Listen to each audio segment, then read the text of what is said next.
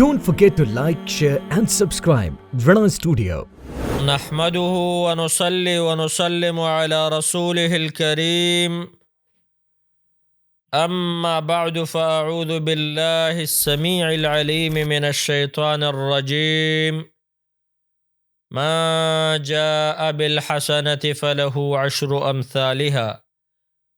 زمار دين اسلام محترم و معزز مسلمانان ورونو خويندو منګ جبال الحسنات بیانولا واړه عملونه غټ اجرونه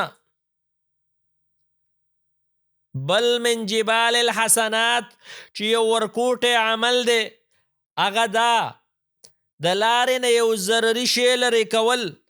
حدیث کې راځي وای د ایمان څه د پاسه شپېته شعبې دي، غوره پکې لا اله الا الله، ادنا پکې دا ده چې اماتة الاذى عن الطریق لارې نه ضروري شی لرې کول.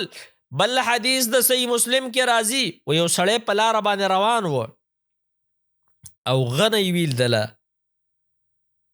نو وای هغه غنی د لارې نه اخوا کړه. صحیح حدیث د صحیح مسلم دی.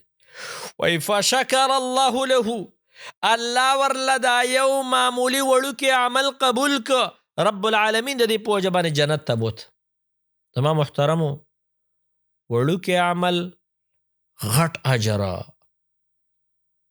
زما عزتمندو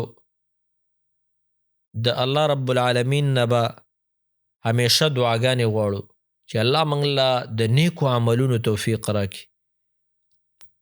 الله پیغمبر صلی الله علیه وسلم فرمایلی دی لا تحقرن من المعروف، نیکی سپکه مګڼه، ولو ان تلقى اخاک بوجه طلق، اگر که د یو مسلمان رور سره په کلاو تندي باندې ته میلاو شي.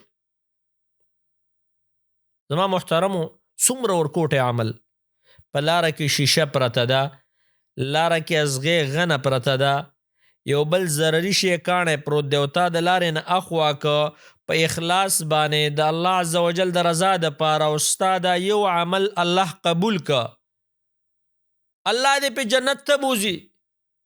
دې ته وایي من جبال الحسنات، د نیکیانو غرونه. زما محترمو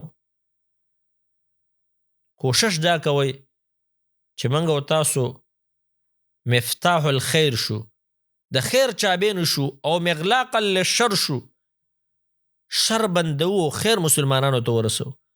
الله عز وجل منګ او تاسو نه مفاتیح الخیر جوړ کی، د خیر چابینې.